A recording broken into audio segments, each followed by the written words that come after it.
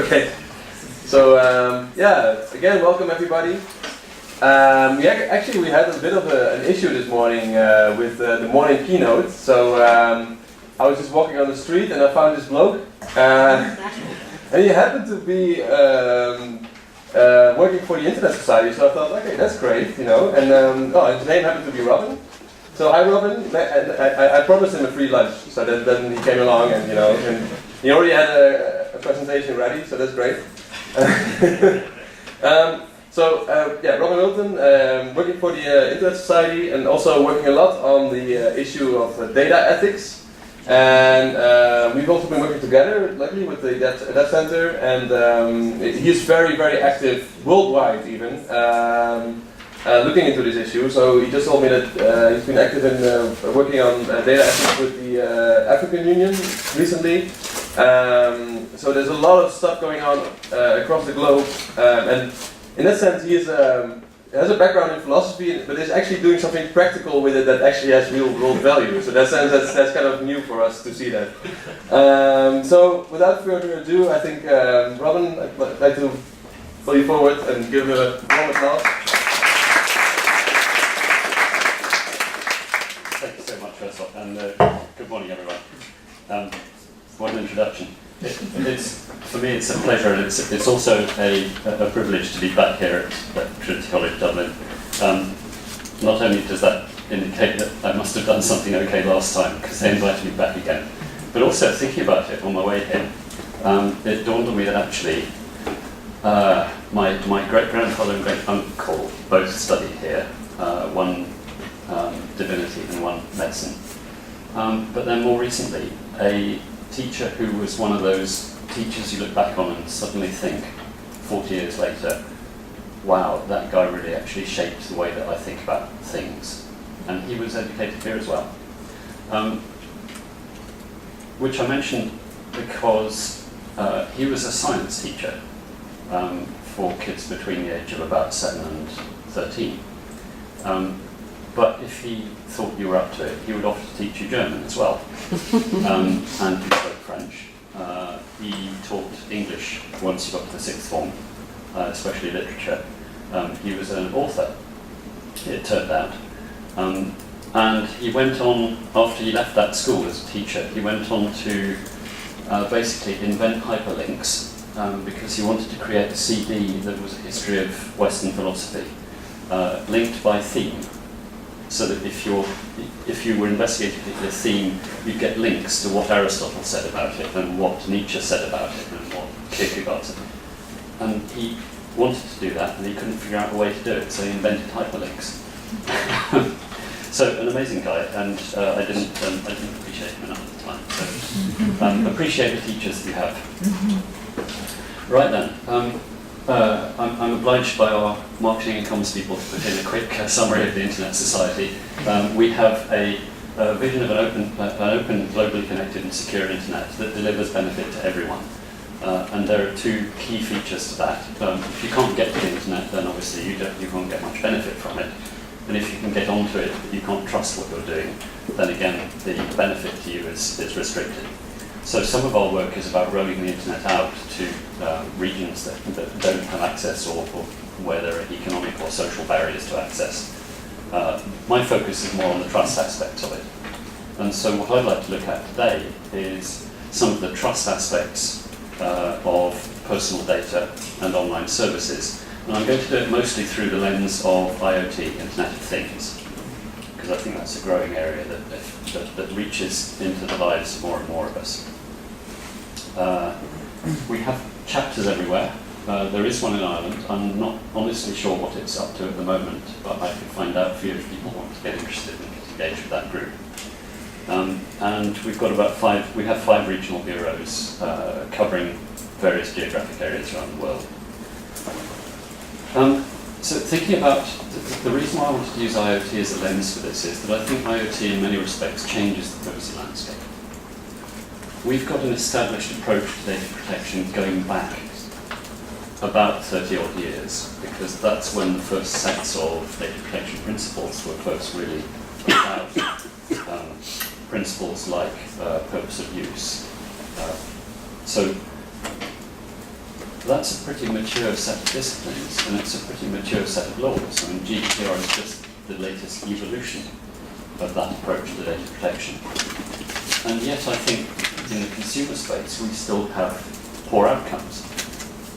Despite that maturity, and despite that, the GDPR is not a small document. You'd think that it covered most things, and if you did what it says in GDPR, the outcomes for consumers and data subjects would be good. But I'm not convinced that is entirely the case. So, for example, there are apps and objects that gather data they don't really need.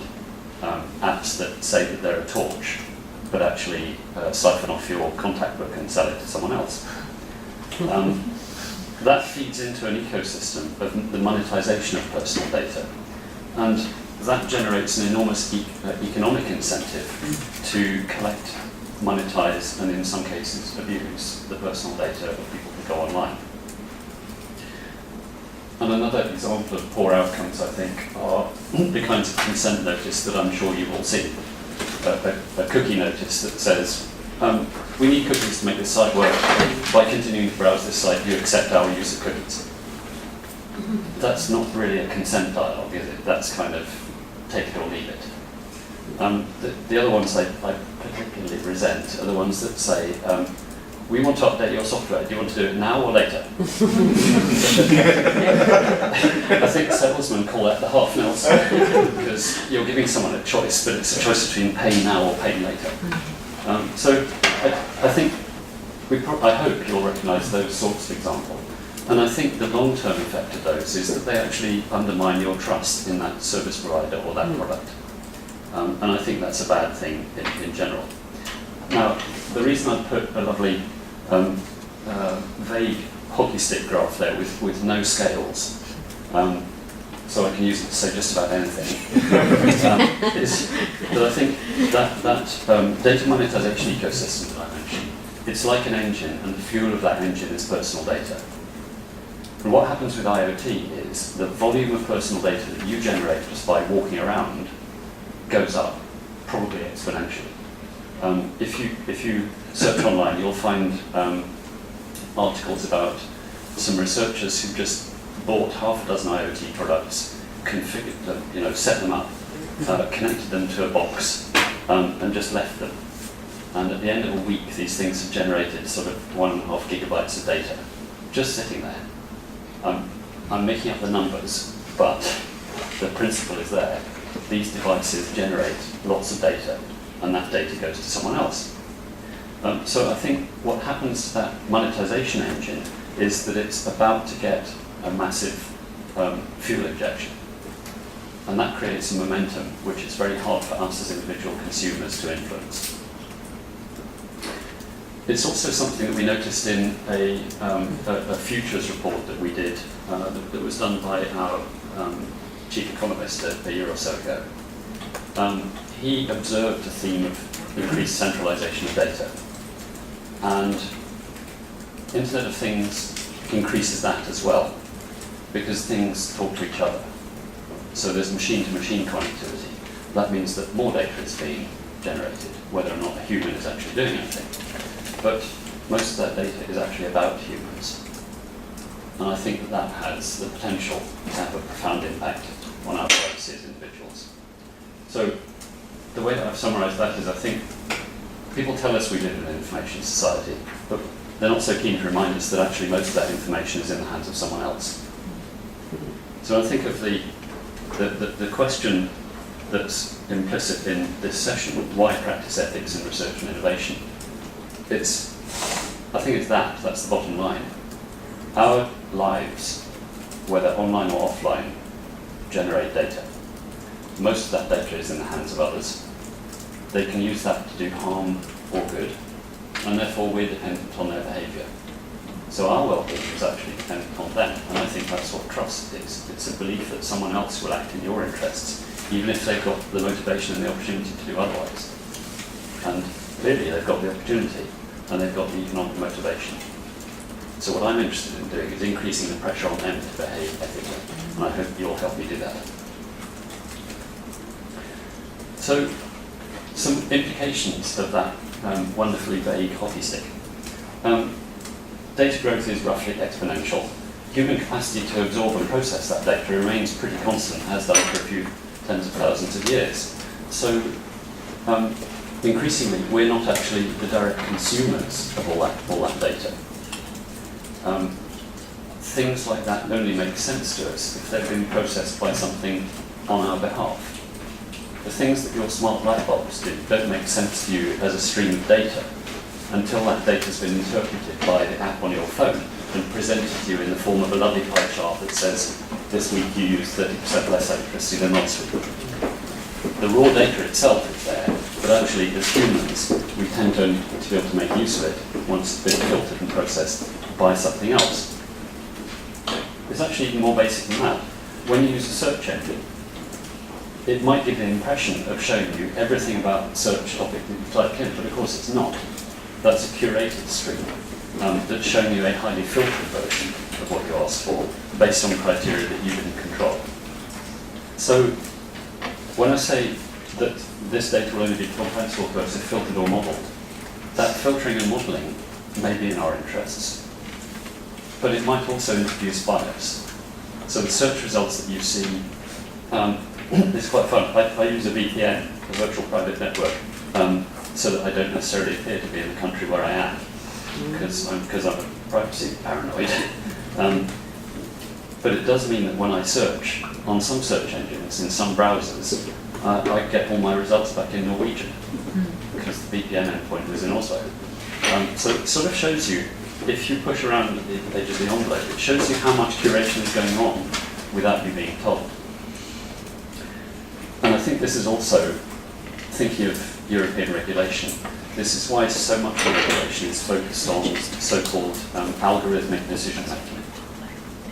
All of those things like curating search results or filtering applications for insurance quotes, those are all algorithmic decisions over which you as the individual have little or no control. And so the regulators are increasingly interested in how they can make that safe for the consumer, how they can make it secure, and actually I think how they can make it sustainable in terms of the long-term use of personal data. So I wanted to make this a little bit less abstract.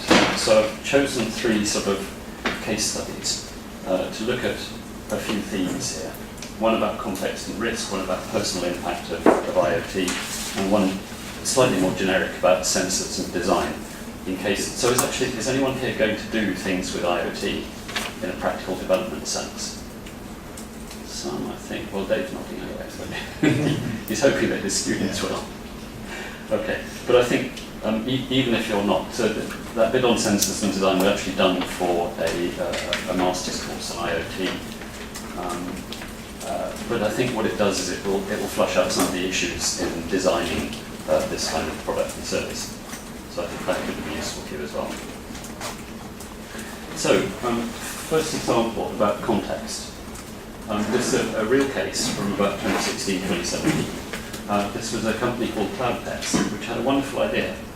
It's a connected cuddly toy, and when the kid squeezes the paw of the toy, it replays a message left for that child by someone else, their parent, their grandparent, whoever. So what's really happening is when the kid squeezes the paw, the toy connects to a server, says, are there any messages for little Jimmy? Downloads them and plays them. So fantastic.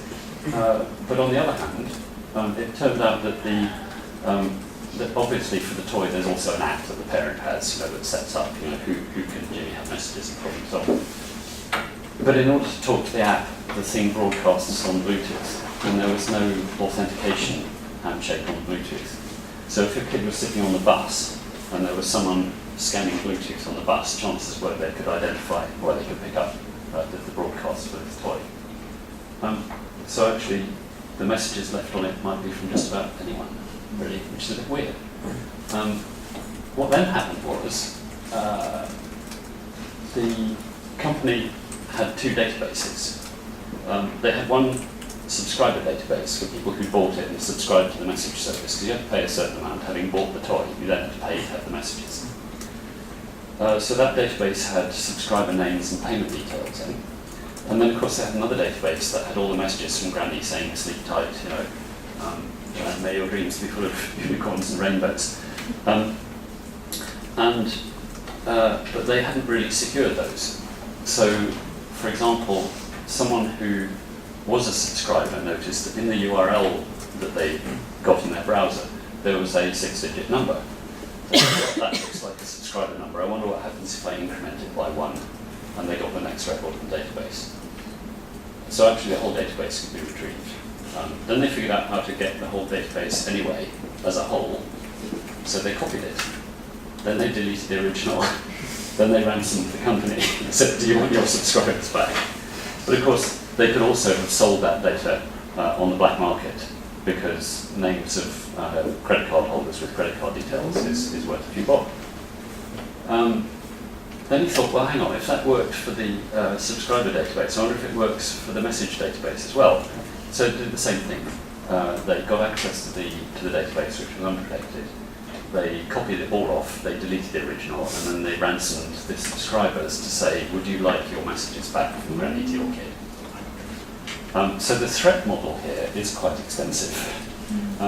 Hackers are very creative people, because they've got a strong incentive to be. So, this is quite a disturbing setup, that you've got a product that's aimed at young children, it's clearly been done in a way that's not secure, and the privacy impact potentially is quite nasty, as well as the financial impact on people who get subscribed. So, some conclusions from that. The security design wasn't terribly good either on the device or the back end. And that tells you something about the mindset of the people doing development work, I think. That either they didn't think this was a problem, or they thought it was a problem but they didn't do anything about it. So I think there's something, as Dave said, in the whole life cycle of innovation and research and development and product prototyping and testing that really can be informed by episodes like this. Yes, securing IoT devices may increase the cost of the development process, but actually there's a cost if you don't as well. So from the Internet Society's perspective, our view on this is armies of insecure IoT devices out there create a fertile environment for botnets.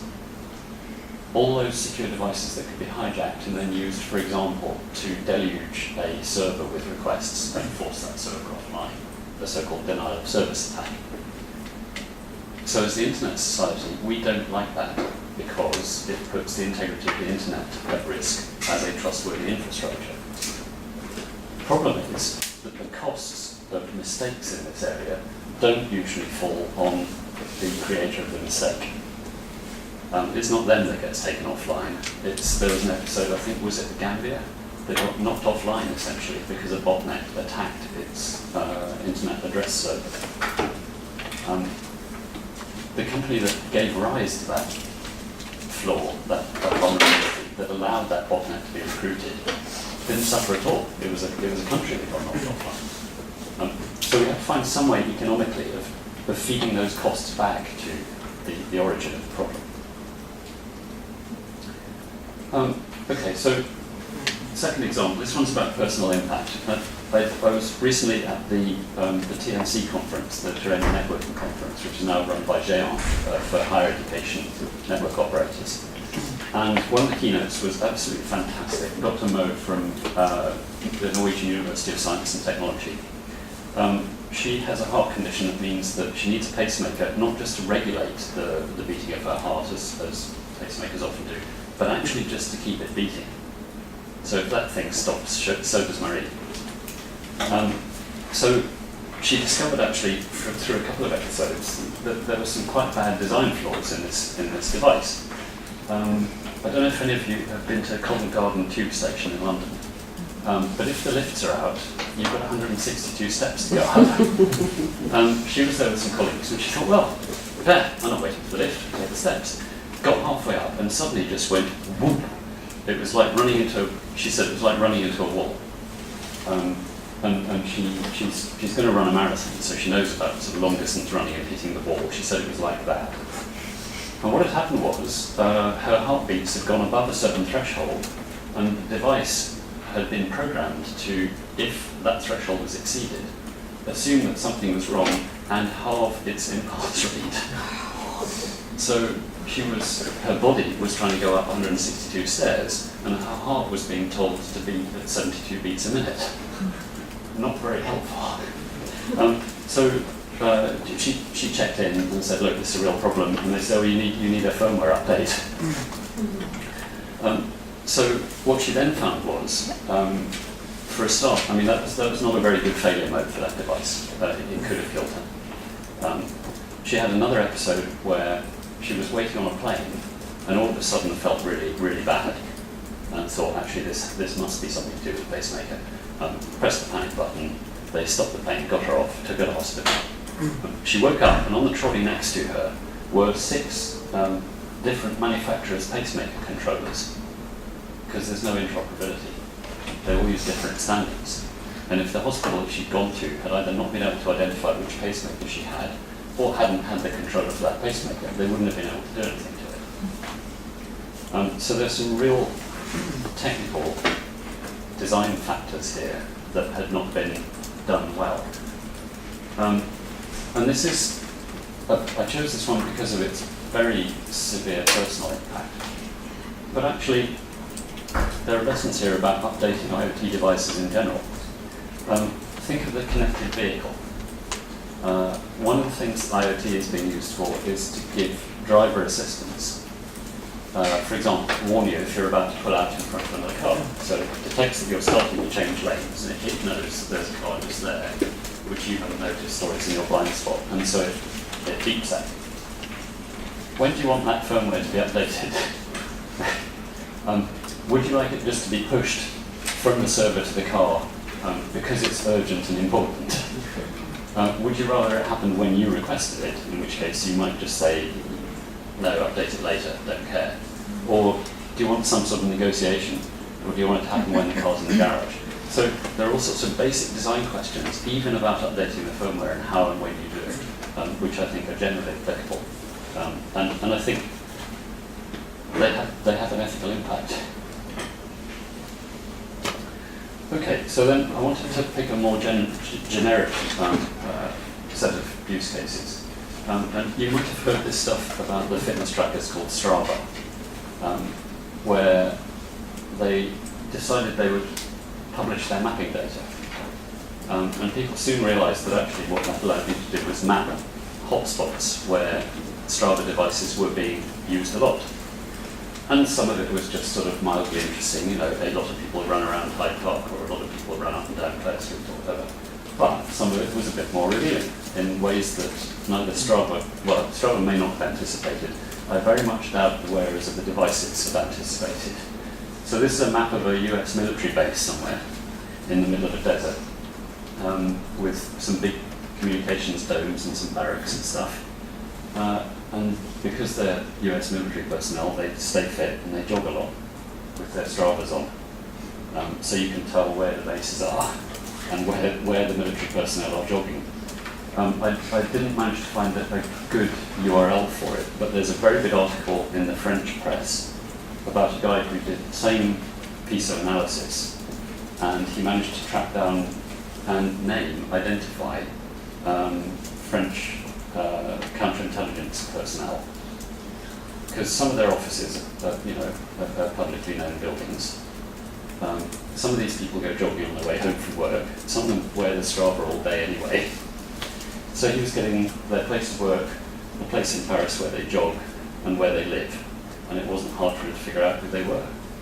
Some of them were assistant directors in the intelligence service.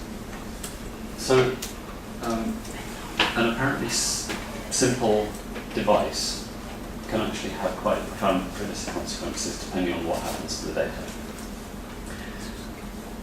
If I generalize here, what I'm getting at, I think, is privacy contexts.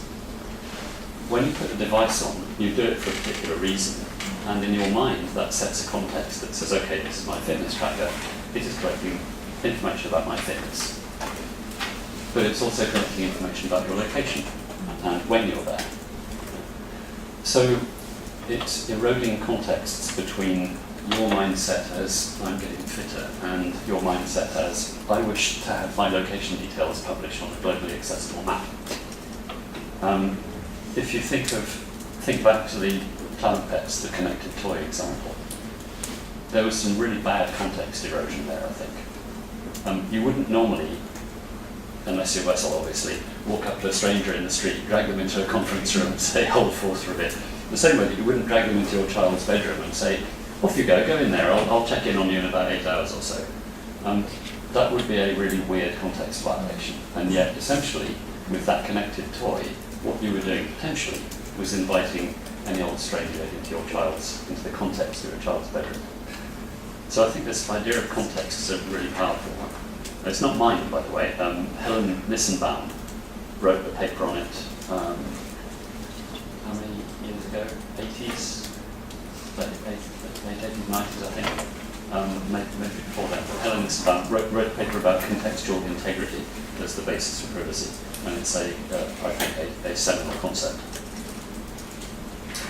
Okay, so never mind fitness trackers. What about even simpler sensors?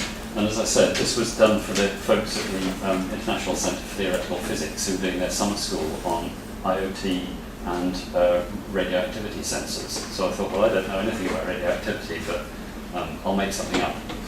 I did get this example from Ted Hardy, who's the chair of the Internet Architecture Board. He was looking at the data from a smart office that his organisation had moved into. And it had carbon monoxide sensors in the rooms, because you don't want carbon monoxide going up. It turned out those could also measure CO2. So you could get a CO2 level reading for that room as well, if you knew where to look. We all produce CO2 as a byproduct of breathing. So you can actually, and there are tables that tell you how many people in a room will give rise to what volume of CO2. So from the sensor data, you can infer how many people are in the room. You might be able to make some inferences about what they're doing. If 2 people go into a room and the CO2 level goes from this to this, and then it suddenly goes up to there, you might conclude that they are breathing more heavily. It's a squash court. So you can make a lot of inferences. And if you then map that onto, for example, the office occupancy chart of a building, you might work out who has just gone into someone else's office for a meeting. So all of a sudden, these simple binary sensors are giving rise to data that is actually not so binary. So what happens if we play around with that a bit? Well, I said to the students on the course, imagine that you've got a geographical area and you've placed a grid of sensors on it, and the sensors start to get triggered. So if you look at what I've labelled 1 there, okay. If your sensors start to get triggered like that, sequentially, you might conclude that something's giving off radiation and it's moving in a straight line. If they start to trigger like this, that might be something like airborne distribution of something. So that might be some radioactive stuff coming out of a chimney. And this one, well, there's kind of linear progression here, and then it gets vaguer. So that might be something that is, I don't know, either air or waterborne, and it's distributed as it reaches a certain point. Okay, so those are some basic inferences from a binary sensor. But what happens if we actually put those onto the map? That might reinforce your interpretation. So here we've got a line that is running alongside the road but parallel to it. So that might be a railway line. Maybe what you might find from this is that every Thursday something radioactive is taken along that railway line. Interesting. This airborne one seems to be at one end of the runway of the airport. That's a bit weird. Don't know what's going on there. What are they using that airport for? And then this other pattern here, it might have been that stuff was going down the river and then dispersing into the sea. I was a bit naughty because I picked a bit of the map that was just next to where they were, so they were looking a bit worried, but I finished describing this. But if you add some public information, you can start labelling things. We know that there's an industrial area around here, so that might be industrial outflow, or it might be stuff to do with a fishing port. So as you add data on and as you aggregate things, you can start to draw very different inferences from what was apparently very simple binary data to start with. you might not have thought of those when you were designing your sensor. And if you had thought of them, those might affect the way in which you design that product or service to encourage you to do different things. If it was a radioactivity sensor, I'd hope you were sort of quite interested in keeping the data secure and your communications secure. But yeah, we've seen some examples where you might think that was going to be the case, and it wasn't. So I don't like to take these things for granted.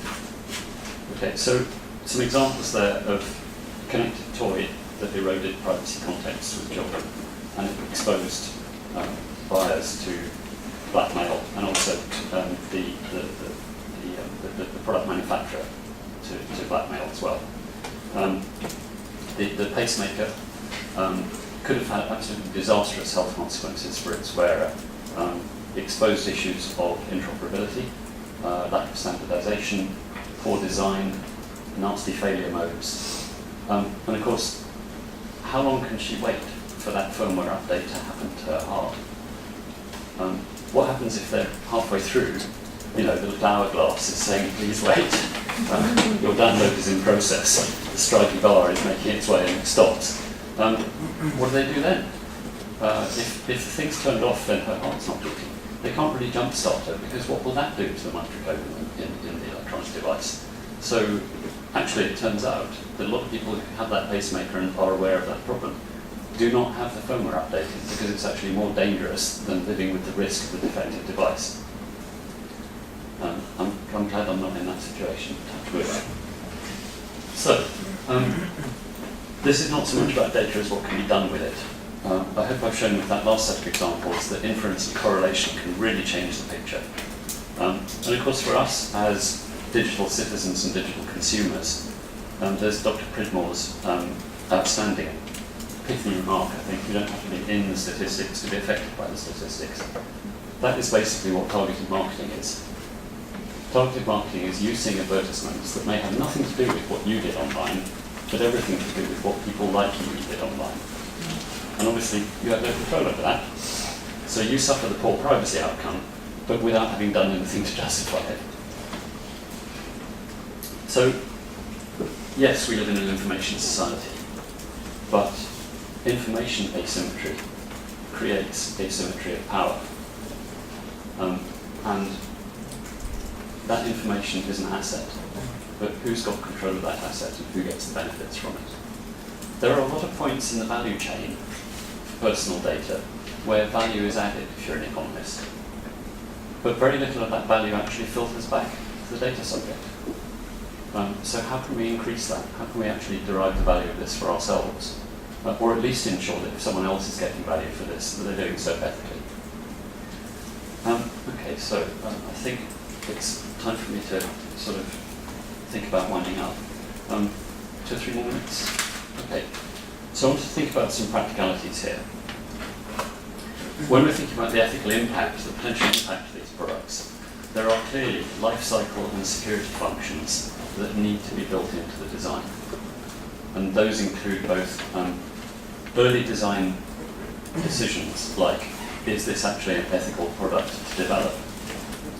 I mean, a cuddly toy for children that replays messages from their grandma, yes, arguably, nice and ethical product to develop. A cuddly connected toy that allows third parties unsolicited to put messages in a child's bedroom, not an ethical product. Do not develop that. Don't do that. So some of these decisions, I think, should happen really early on. But then through the product life cycle, does the design cater for secure update, secure decommissioning, secure wiping of personal data, ensuring that the device can't be abused even after the end user has assumed that it's not in use anymore. And as I mentioned earlier, bad design can give rise to many kinds of externality, and I think we need to find ways of feeding that cost back to the entity that gave rise to it. Those kinds of costs, I mean, you'll obviously recognise the privacy cost, the cost in terms of internet availability from things like denial of service attacks, costs on the environment of, for example, the motor manufacturer that treated its cars so they were misreporting emissions data. Yeah, I wouldn't implement it. You might think it them. I couldn't possibly comment. Yes. But I put one in there because it's not always obvious to us, and I put in time and attention. There is often a cost to us as individuals in terms of our time and attention in reading the terms and conditions, in setting our cookie settings.